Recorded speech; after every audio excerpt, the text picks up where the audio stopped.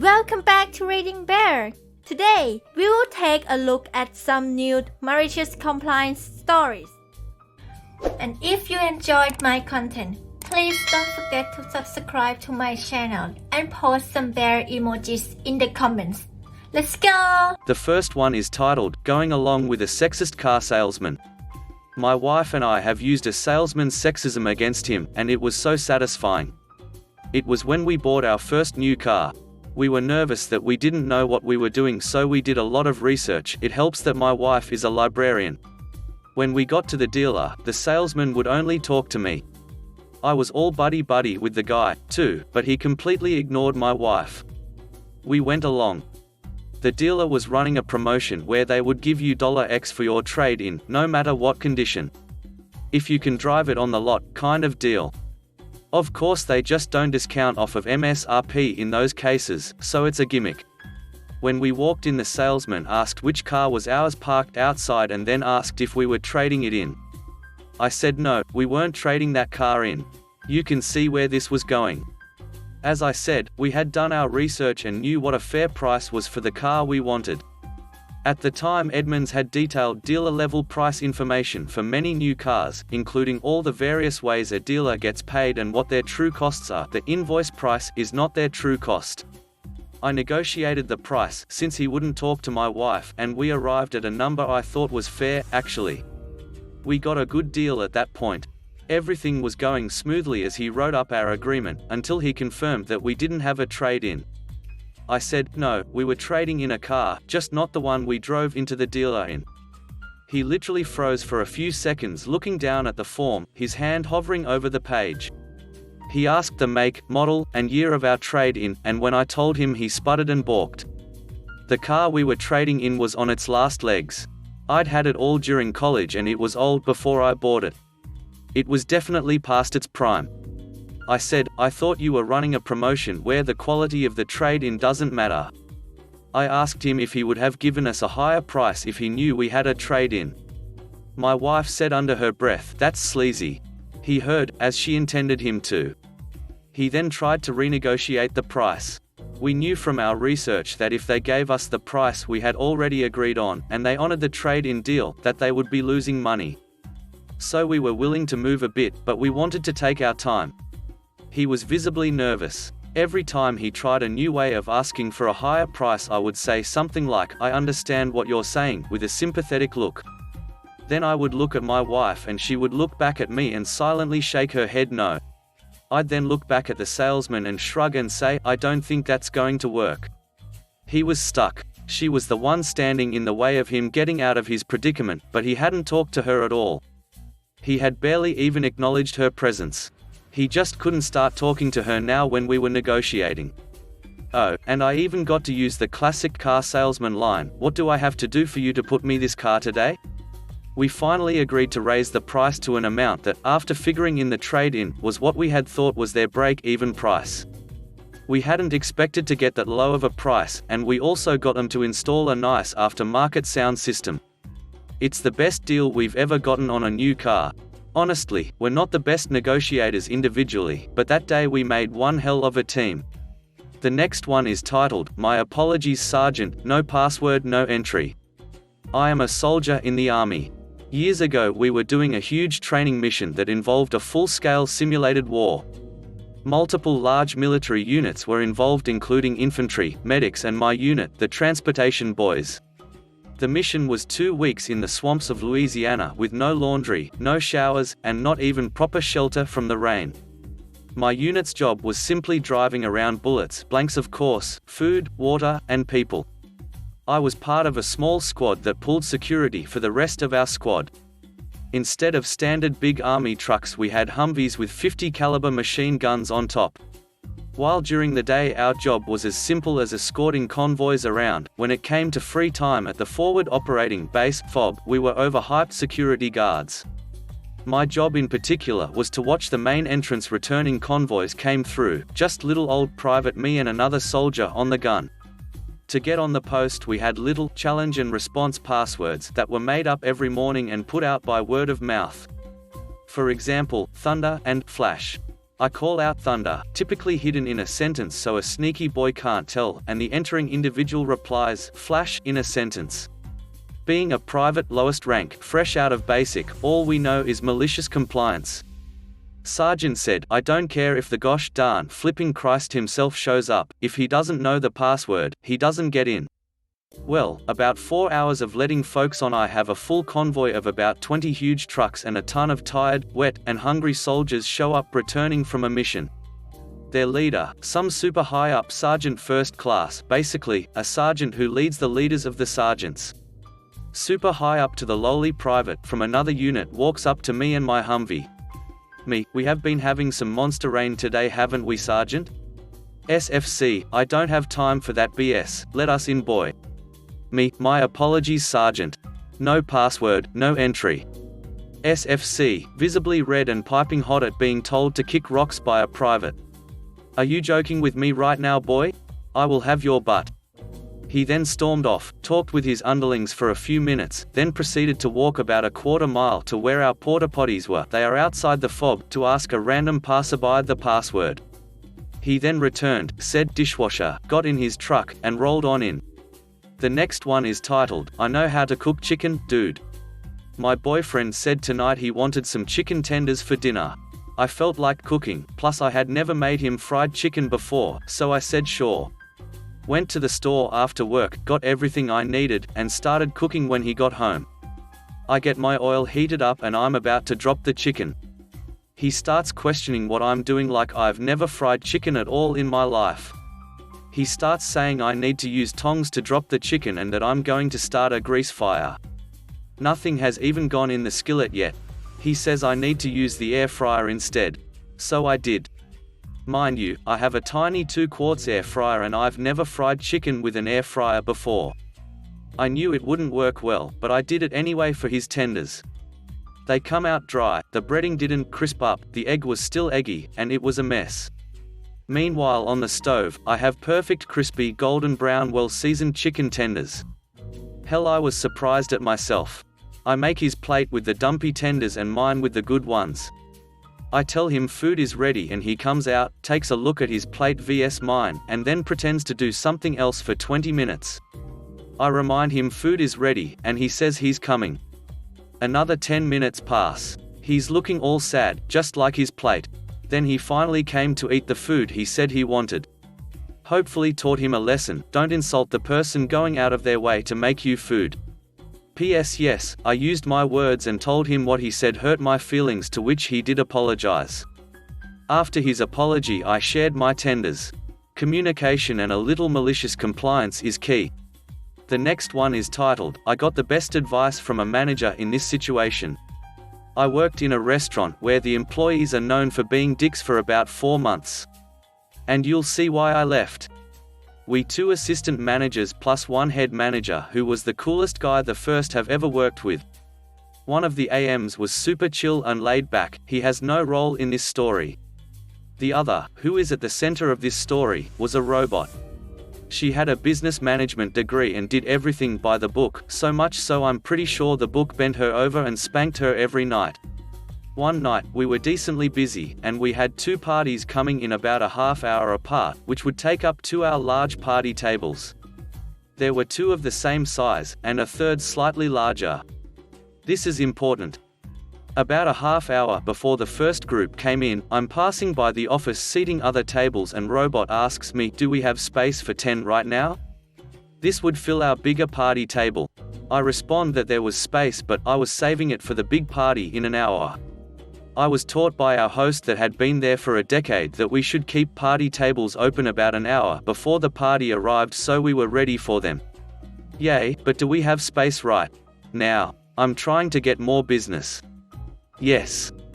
I walk back and prepare for this to be a crap show. This larger party had been reserved for a full week in advance and I knew they wouldn't want to wait, which I totally understand, and honestly don't blame them. The badass manager, who I would have followed anywhere else if it weren't for poor lower management choices like robots, stopped me as I walked back.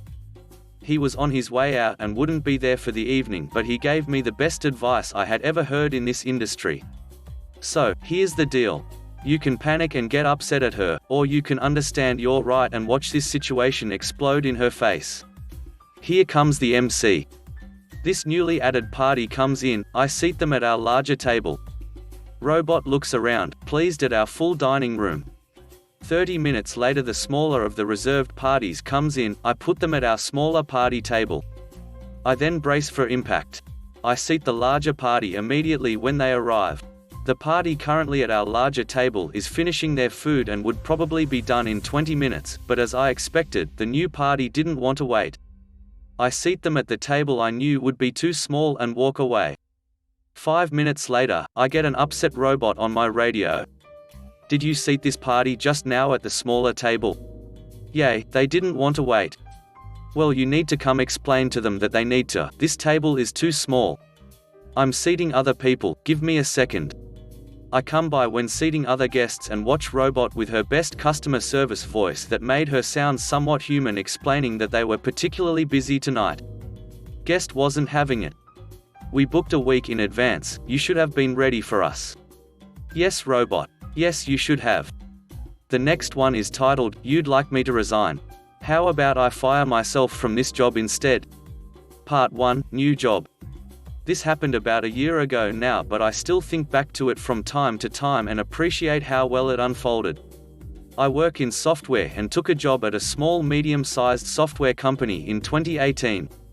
The company was family-owned and I went high school with the CEO's daughter. The place itself was rampant with nepotism and the company culture wasn't great. Sexist comments and humorous racist remarks were common, but I needed a job and this was one of the few options I had.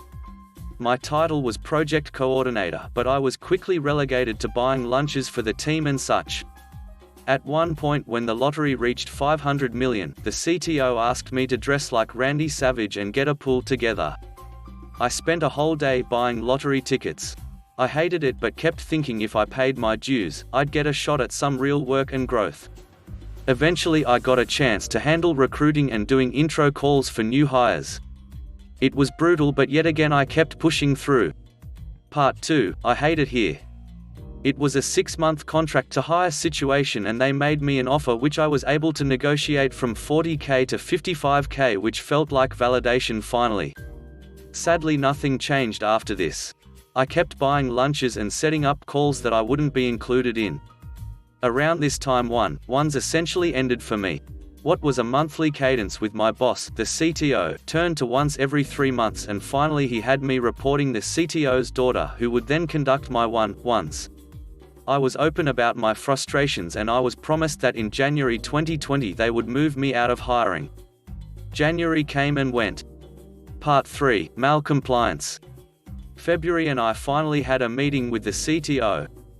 I got to his office only to be told that there was no other role for me, and now that we had hired more people, we didn't have a need for my services anymore on the tech team. I pushed harder and essentially the CEO's daughter didn't have faith in me, and that was that.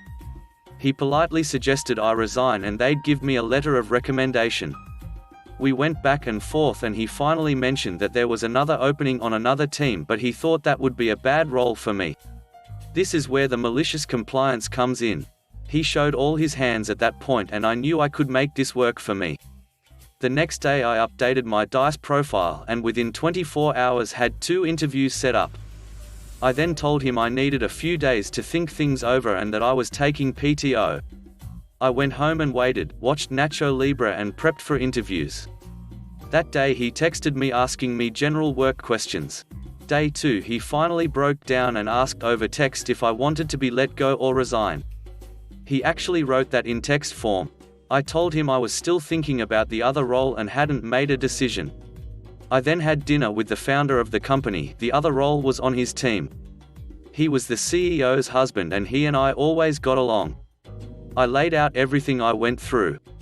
That night I emptied most of my office and the next day the CTO called livid telling me I was handling this the wrong way and this was making it difficult for them. 2 days later, after using some of my PTO, I walked into the VP of HR's office and told her to fire me. She looked at me confused and said that a manager normally needs to tell her that. I showed her printed out screenshots of our texts and a log of my one-ones. Sitting that if they were firing me for cause, then you'd think this would look more consistent. Fallout. I was fired, and at this point I had a job lined up already. Shutdown hit and that offer was delayed, but because I was fired I could claim unemployment.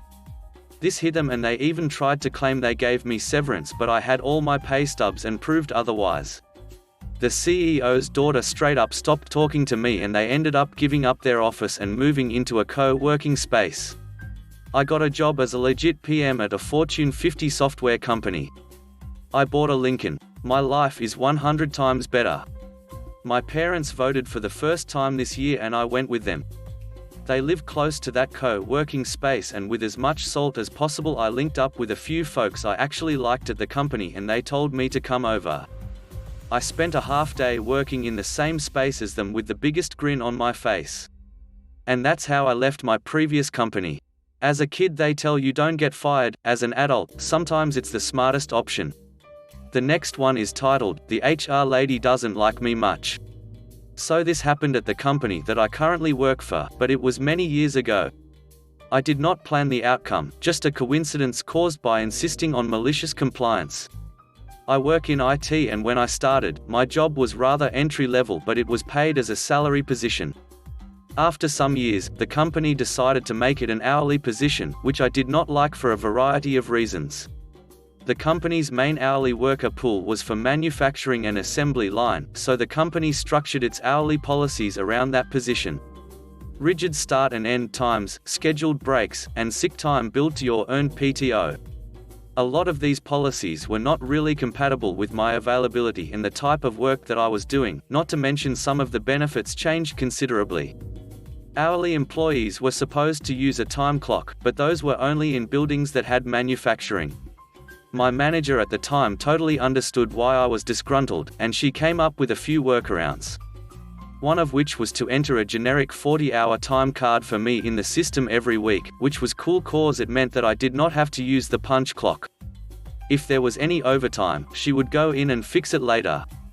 There was nothing that I could do about the change to hourly, but being me, I was pretty vocal about it, and my attitude eventually caught the attention of the HR lady. She also got wind of the whole timecard deal, so that came to an end. I gave in and started using the punch clock, no more edits. At some point, my manager needed me to start the day in a different building which had no punch clock. I don't think she was aware that there was no punch clock, so she had to make an edit to my timecard for that day. Well, the HR lady saw the edit and assumed that I was still being obstinate. Out of the blue, my manager scheduled a formal type meeting with me in one of the local conference rooms. She presents a document for me to read and sign, which is a formal reprimand for not following the policy regarding the time clocks. I was instantly furious because I was following the policy, but she sent me to a site without a punch clock. She had no choice, as the HR lady was the one who wrote the reprimand, and told my manager to have me sign it.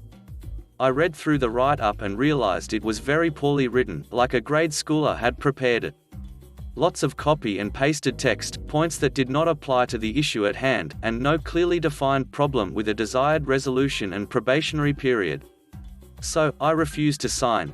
I pointed out the many mistakes, the points that did not apply, and lack of a resolution plan or time period. My manager agreed with me that the reprimand was BS, but the HR lady wanted to go down this path. I thought, well, then we were gonna do it right, and I was gonna make her work for it. I demanded a rewritten form with a clearly stated problem, a desired resolution, and a time frame for when the matter would be considered resolved. My manager said, "The HR lady is not gonna like that. She is gonna want to talk to you directly." I said, "Good. I will gladly tell her to her face." We scheduled a meeting. I explained to the HR lady that the reprimand process was an opportunity to not only point out mistakes, but also to correct them. The lack of an improvement plan in this write-up meant it could not meet those requirements. Begrudgingly, the HR lady accepted my complaints and agreed to redo the write-up. To my surprise, I never heard from her again about this issue. I had kinda forgotten about the whole thing until they did some restructuring in IT, which made me realize I didn't want that hanging over my head unresolved. I decided to formally request a copy of my file from HR, and to my surprise, the reprimand was not in it. I emailed the HR lady asking about this, and she explained that she rescinded it, so it's gone. I was a little confused that she hadn't mentioned this in the months that had passed, but was glad it was over. Sometime later, I was having lunch with my director and he brought up the reprimand. He was asking whatever happened with that, and I told him HR rescinded it. Apparently, HR cannot close a reprimand without the employee's leadership signing off on it, which were about 4 different people. Not a single one would agree to it. It turns out that my malicious compliance with the reprimand process forced her to write a detailed, intelligible reprimand including an improvement plan. All the extra detail she had to add made it clear to everyone that it was BS and she couldn't add it to my file.